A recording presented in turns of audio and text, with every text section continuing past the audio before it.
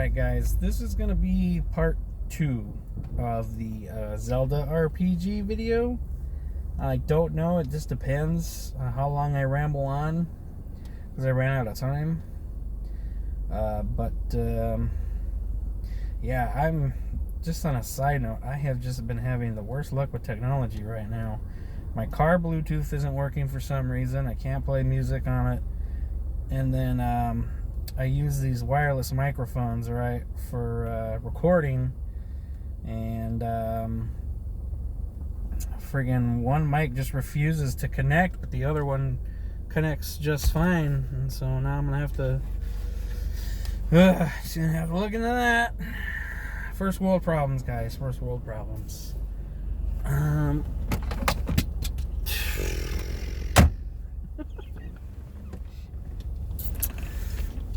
I don't know if you heard that. That was the sound of my shades falling. Just was about to grab them and put them on. It's ridiculous. It's just one of those days, man. Like, blah blah blah blah blah. You know.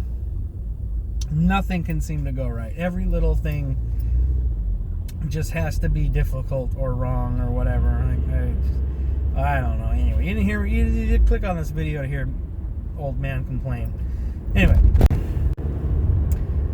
so where we left off is that Zelda and the party will be in the sacred realm, and they'll be doing these challenges for the sages, like sage trials. Every time you complete one of these, they reveal to Zelda that a little bit more on this constant reincarnation, Demise's curse, and little by little they find out, like, oh, okay, like this has been going on for centuries even. So they complete all these trials, they go deeper into the sacred realm, they are now seeking out the 3 golden goddesses. They get to that point, right? Like, they confront the goddesses.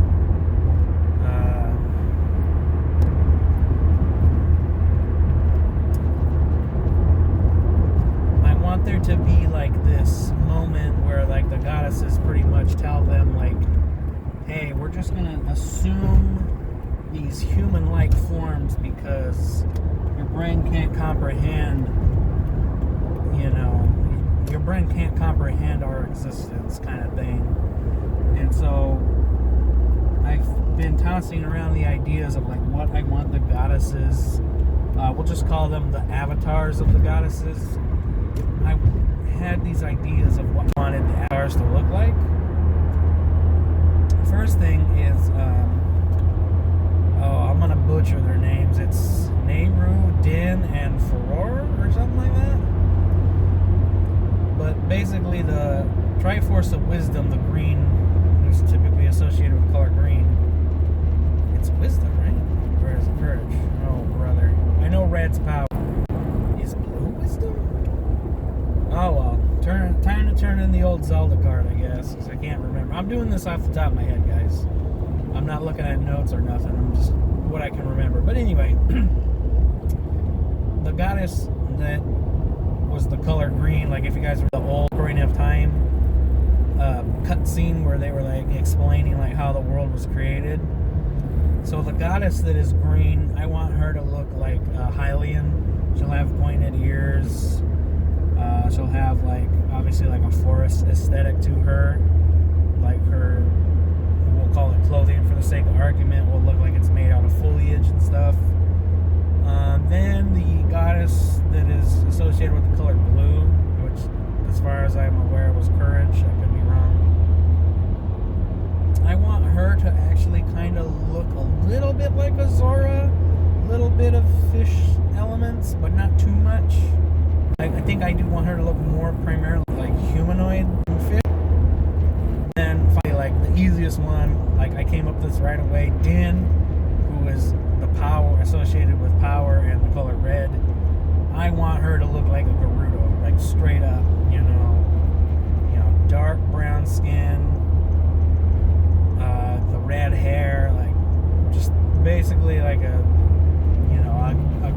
goddess type thing. I also wanted to, because in Ocarina of Time, the Spirit Temple has the statue all over the Spirit Temple, right? I said that. The Spirit Temple's got this statue in it, and I think even outside of it, there's a statue of like this, snake humanoid deity. And so I think I definitely want elements of that in her design as well. Like she has like a headpiece that would like resemble like a cobra head kind of. Anyway, the goddesses decide to entertain Zelda and the party because never in centuries have mortals gone to such lengths to get an audience with them, and all they want is to ask a question. Like, Zelda is there to acquire knowledge. She's not there to start beef. Link's not there to start beef, right? Like, they're just there to get some info. So because of that, like, normally, mortals are driven by wealth or power or whatever. So out of respect for their what would be otherwise a simple request, they allow their presence to be known to them in the sacred realm. They choose to take on those forms, these avatar forms. So Zelda pretty much lays it out on the table, like, hey, we realize that anybody who's ever wielded a piece of the Triforce, specifically herself and Link and Ganondorf, to be an endless cycle. They, of course, they're just kind of like, we don't know what you're talking about. They all kind of are like, well, that's not how we left the world that we created. No, none of us made a blah blah blah loop or whatever. So Zelda kind of breaks it down further. Now, for me, I think it makes sense that because the goddesses are at the pinnacle of like the Zelda hierarchy, right? Or power scale, whatever you want to call it, right? Like, there's no one stronger than them, as far as we know. They made the Triforce, right? Like they imprisoned Null, right? Like their feats are as high as it gets. So, and also according to lore, they kind of like, they made the world, they made the Triforce, and then they pieced out, and who knows where they ended up, canonically speaking. So it would make sense that the sages would have more of an understanding of going on in the world than the goddesses would. So in case anybody's like, why do the gods not even know about this stuff? The sages do. So they explain to the goddesses that, this dude Demise put a curse on the reincarnation of Hylia and blah blah blah, aka the main storyline of Skyward Sword.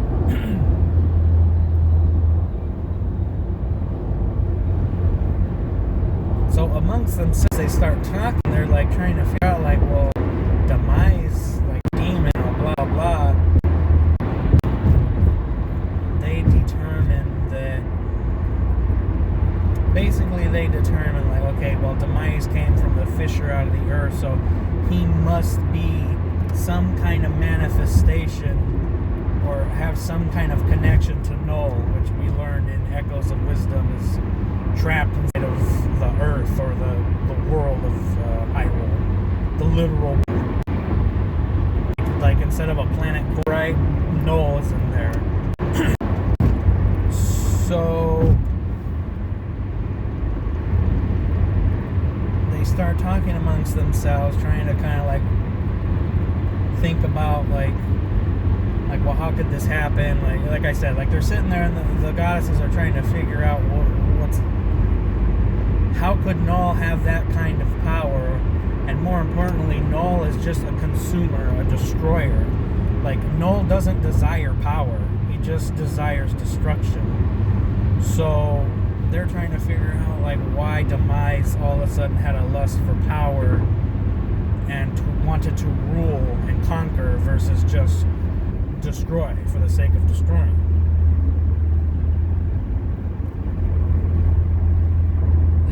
come to the conclusion that because he's potentially a part of Null, and like I said, Null is just a destroyer. He consumes. He doesn't have ambitions per se.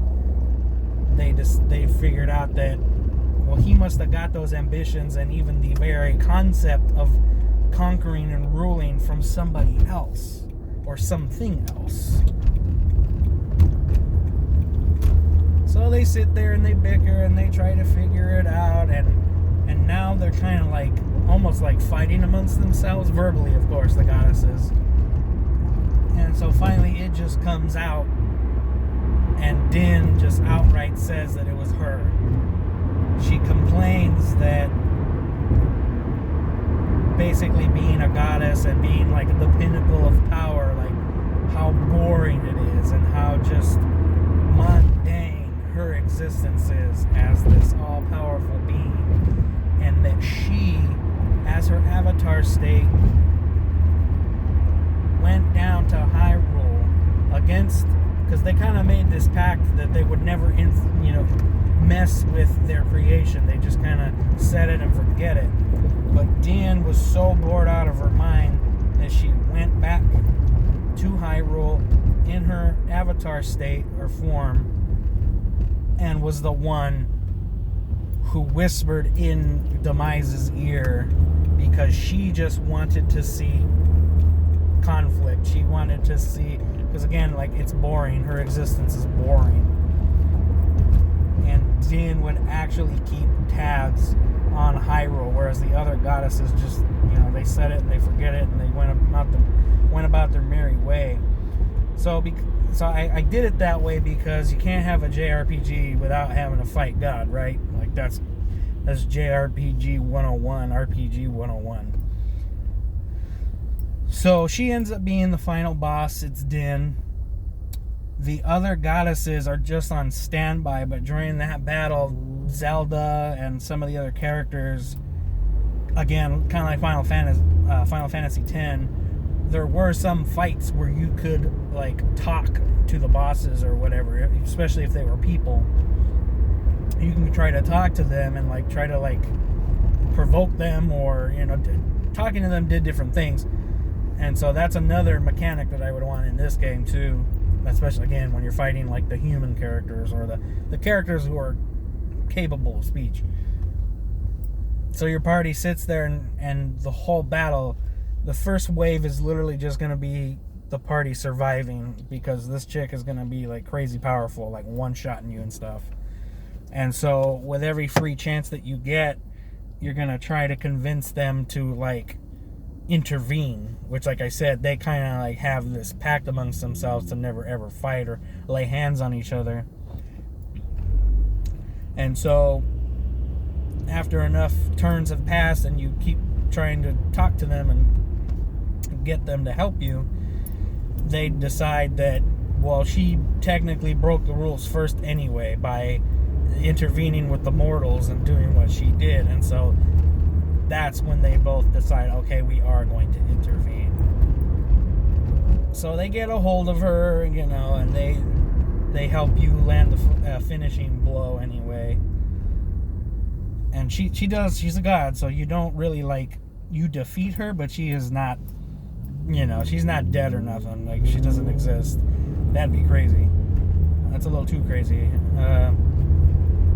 So, like, you would defeat her, whatever, and she finally agrees to just get rid of the curse, thus freeing everybody from the reincarnation and all that stuff. And that would be pretty much the end of the game.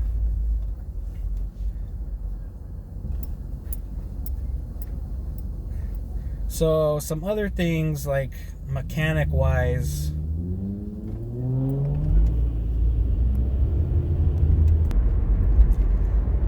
what I was saying is, mechanic-wise, the dungeons. I want to talk about those real quick.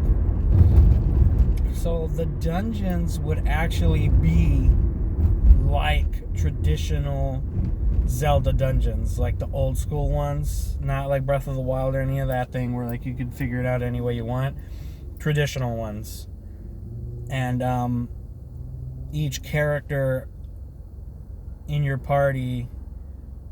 So basically you can have 3 characters in like your actual main party, but there'll be more than, like, you can play as more than these 3 characters. But basically, like, the 3 main characters that you have in your main party are the ones that would physically show up in the dungeon, and they would like walk around.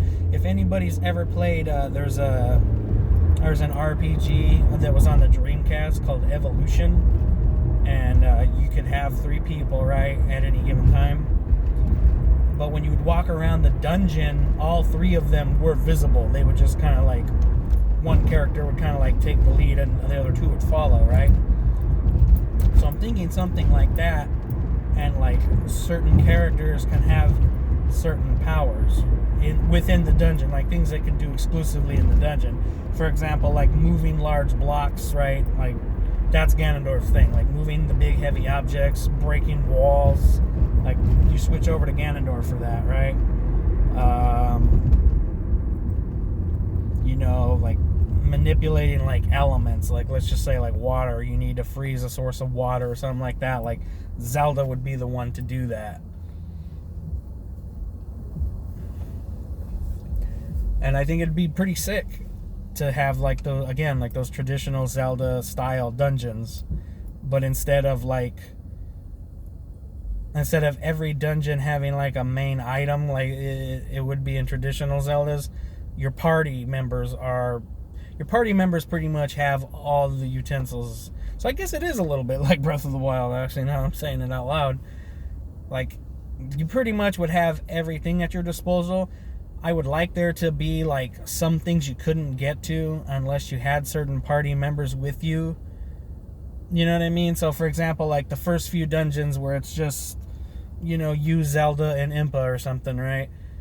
There's going to be stuff that you can't do in there because only Ganondorf can do it, or only a certain character that you'll come across later, which would incentivize you to go back and like find whatever hidden items or whatever else is in there that you couldn't have access to before.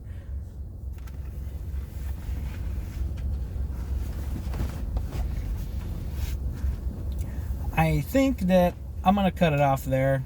I'm pretty sure that Nintendo could really, really cook up something good with that. Like, this is, I mean, granted, I've thought about this for like, I don't know, maybe like a couple of years or something like that. Because when you're at work, all you want to do is just like, kind of like have your mind wander and escape while you just go on autopilot. So it's like, I'll put on like a Zelda playlist of like, for music and stuff, and just let my mind wander, and that's what my brain's come up with a couple of years.